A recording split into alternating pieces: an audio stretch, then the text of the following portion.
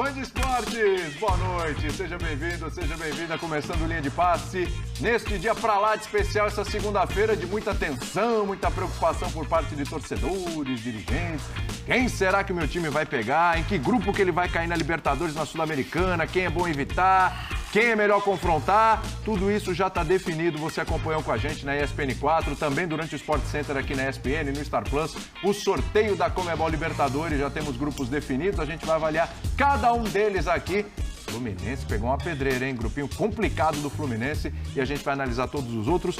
Lembrando, Conmebol Libertadores e Conmebol Sul-Americana aqui com os nossos craques da opinião. Temos o Paulo Calçade, Jean Oddi, Vitor Birner e também o Pedro Ivo Almeida. Então, a partir de agora, participe com a gente vai grupo a grupo destrinchando as equipes brasileiras aí, suas dificuldades, né? Muita gente querendo fugir do Atlético Mineiro, que vinha do pote 4, caiu no grupo ali com o Atlético Paranaense. Teremos o confronto dos Atléticos aí, entre uns dos confrontos que a gente está analisando aqui.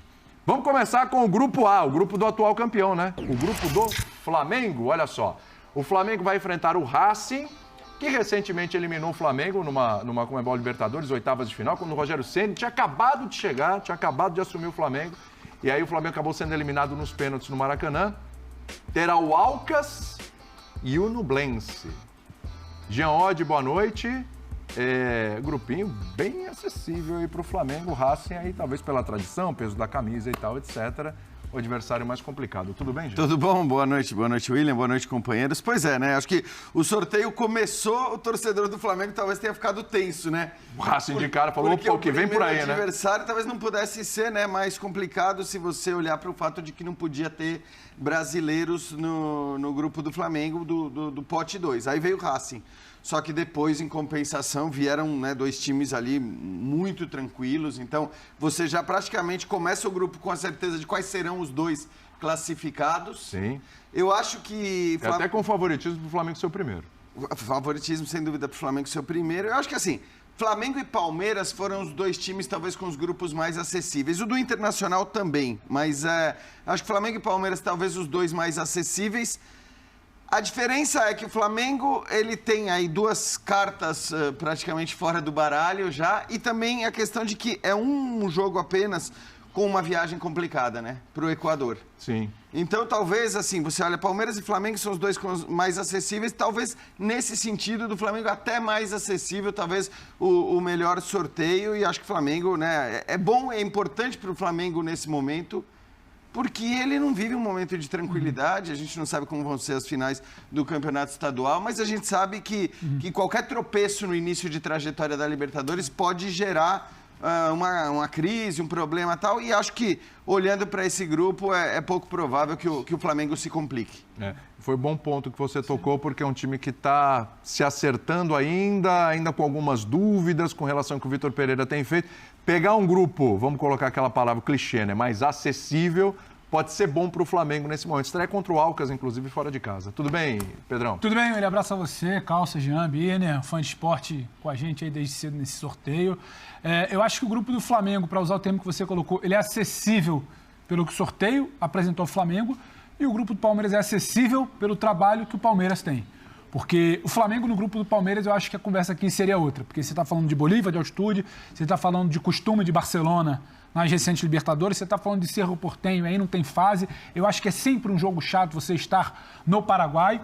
Então eu separaria por aí. Eu acho que o Flamengo é interessante porque não vem jogando a bola que a gente imagina, a bola que a gente projeta, a bola que a gente acredita que esse time possa jogar. Mas quando você olha ali a tabela com todo respeito, sempre fala com todo respeito, ele quase sempre antecede. Quando você fala com todo respeito, já mostra que não tem muito respeito. O Alcas, quando você olha para o Flamengo, é um time fraco, e o Nublense, quando você olha para o Flamengo, é o pior ranqueado da Libertadores ali no sorteio, então também é um time fraco, então não tem desculpa. Não tem teoria que a gente possa, sabe, estabelecer aqui para falar, olha, precisa ter um... Aí é querer, sabe, é querer ser mais realista que o Rei. O grupo do Flamengo é acessível. O grupo do Flamengo conseguindo impor o seu jogo contra o Racing em casa, que nesse momento não é nada fora do normal. É um grupo muito acessível, nem diria acessível. Bom para fazer uma pontuação alta ali, né? E a gente precisa falar do Flamengo no mata-mata. Se alguém começa a falar, não, mas se o Flamengo, não, mas se não sei o quê, mas se a troca... Não, é o Flamengo, ainda é o elenco mais estrelado do Brasil. E aí, quando eu olho para o Palmeiras, eu vejo muito mais uma questão de trabalho, de costume, do que o Palmeiras tem feito em fase de grupos nos últimos anos. E aí, sim, eu acho acessível. Ah, mas o Bolívar, a altitude, o Cerro Porteño, o Barcelona, que apresentou nos últimos anos, acho que já tem uma queda de 21 para 22, mas ainda é o Palmeiras. Eu acho que quem tem que olhar assim com um pouco mais de respeito são os outros 3 times sorteados. Então, só para ficar nesses 2 que você citou e passar a bola para o Biene, para o Calça, e a gente tem bastante tempo para debater, acho que tem muito disso. O Flamengo pelo sorteio, o Palmeiras pelo trabalho que faz, são grupos acessíveis. Acho que o Inter tivesse jogando mais bola, também teria um grupo bastante acessível. Só não que é o Inter, que não é complicado. sólido e ainda tenta se encontrar, você não pode descartar um confronto ali contra o Nacional, algo muito pesado.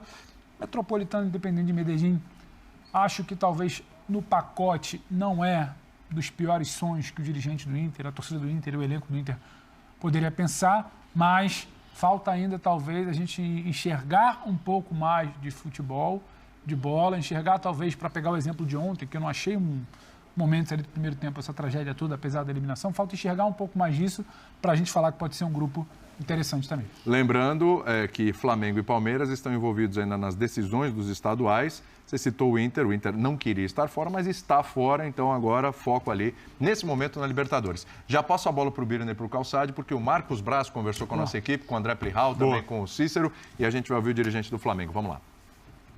Marcos Braz, Flamengo, Alcas do Equador, Nublense do Chile. Nublense e Racing da Argentina. Eu acho que o Flamengo não pode reclamar de sorteio. Tem o Racing, que nos últimos 4 anos, a única vez que a gente caiu para o Racing nos pênaltis. Uma forma de você ter uma oportunidade aí de superar dessa vez. Revanche. A revanche, mas não naquela síntese da palavra de... Eu acho que é na boa, no bom futebol, a oportunidade de você conseguir vencer o time. Agora, o Flamengo não pode reclamar desse sorteio, não. Eu acho que foi, embora seja uma pedreira, foi em que todos os times que estão ali classificados para uma competição como essa têm muito mérito. Mas eu acho que o Flamengo não tem muito o que reclamar desse sorteio. Que o maior adversário do Flamengo não seja o próprio Flamengo. Sim, mas isso aí... nos últimos 4 anos, o maior adversário do Flamengo não foi o Flamengo, tanto que ganhou 2 Libertadores, dois... Esse ano que eu falo. Sim, mas isso aí, o Flamengo ano passado também, em algumas vezes eu fui questionado, e também nessa época do ano, e a gente acabou o ano com campeão da Copa do Brasil e campeão da Libertadores da América. É o que eu falo, eu acho que o Flamengo vai reverter o quadro que se encontra, e se Deus quiser a gente vai ter um bom final de ano. Braz, você consegue destacar algum grupo como o mais difícil? O grupo da morte acho que não tem, né? Mas algum destacadamente mais difícil? Eu acho que o grupo do Atlético Mineiro, Atlético Paranaense e os 2 outros que eu agora não me lembro, mas eu vendo ali na tela, naquele momento, para mim é um grupo... Libertad e Aliança Lima. Libertad e Aliança Lima. Para mim é uma pedreira esse grupo aí. Pedreira. Primeiro jogo do Flamengo.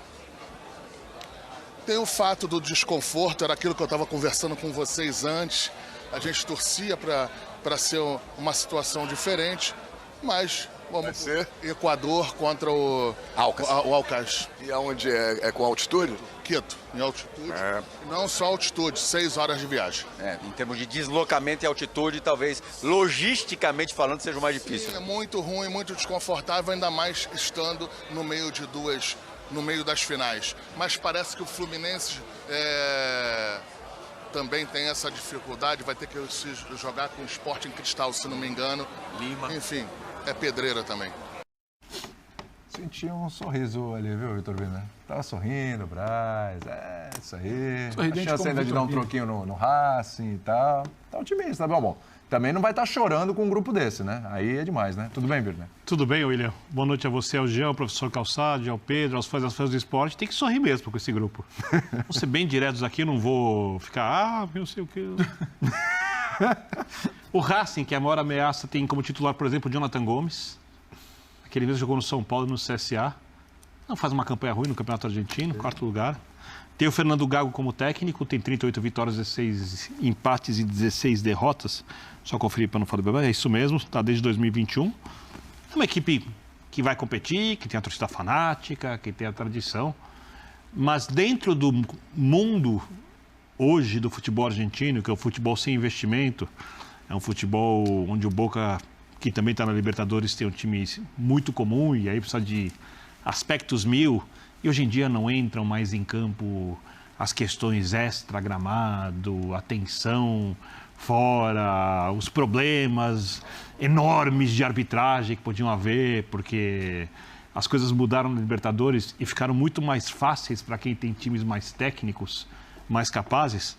Quando a gente olha a diferença do Flamengo para as outras equipes do grupo, eu olho uma grande chance de o treinador do Flamengo, se mantido no cargo após o Campeonato Carioca, ter mais tempo ainda para conseguir acertar a equipe. Porque o Fluminense é melhor que qualquer equipe dessas. Para dar um exemplo. O Fluminense, claro. É melhor que qualquer uma das 3 equipes. Claro. Lógico que vai para a gente jogar na Argentina contra o Racing, tudo bem, o Racing tem coisas diferentes. Mas individualmente, coletivamente, o Fluminense tem mais equipe que o Racing. Então eu acho que é um grupo em que o Flamengo já inicia a fase classificado. O Flamengo está classificado às oitavas de final, mas os jogadores não podem acreditar nisso. A gente sabe, eles têm que jogar futebol.